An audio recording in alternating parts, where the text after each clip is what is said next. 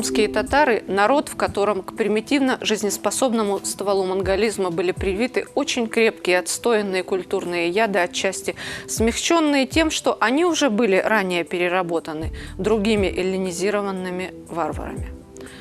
Селям алейкум, азиз достлар.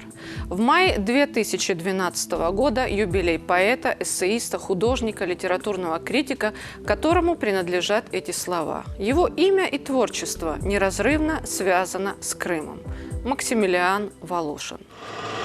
Волошин родился 28 мая 1877 года в Киеве в семье юриста, коллежского асессора. По отцу его предки были запорожские казаки. В жилах матери текла немецкая кровь. Родители рано разошлись. Отец вскоре умер, а с матерью, Еленой Атабальдовной, Волошин поддерживал родственные и творческие отношения до конца ее жизни. Когда они с матерью переехали в Крым, Коктебель, Макс пошел в Феодосийскую гимназию. С 1897 по 1899 Максимилиан учился в Московском университете. Однако за участие в студенческих беспорядках был отчислен с правом восстановления. Впрочем, продолжать обучение не стал, занялся самообразованием. В начале 20 века Волошин много путешествовал. Слушал лекции в Сорбонне, во время жизни в Париже брал уроки рисования и гравюры у знаменитой русской художницы Елизаветы Кругликовой. По возвращении в Москву в начале 1903-го он начинает публиковаться, живя то на родине, то в Париже. С 1904-го из Парижа регулярно посылает корреспонденции для газеты «Русь» и журнала «Весы».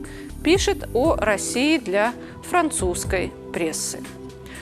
В апреле 1906 года он женится на художнице-переводчице Маргарите Собашниковой и поселяется с ней в Петербурге.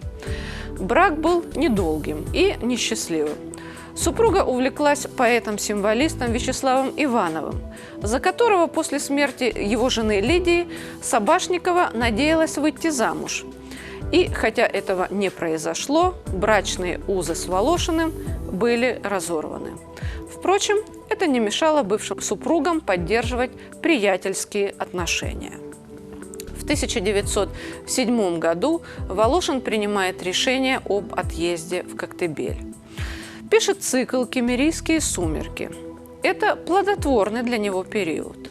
Он работает над монографическими статьями о художниках Константине Багаевском, Анне Голубкиной, Мартиросе Сарьяне. Выступает в защиту художественных групп «Бубновый валет» и «Ослиный хвост». В 1910 году в Москве выходит его первый сборник стихотворения 1900-1910. Спустя 4 года книга избранных статей о культуре «Лики творчества». В 1915 книга стихотворений об ужасах войны «Анно Мунди Ардентис» в год пылающего мира 1915.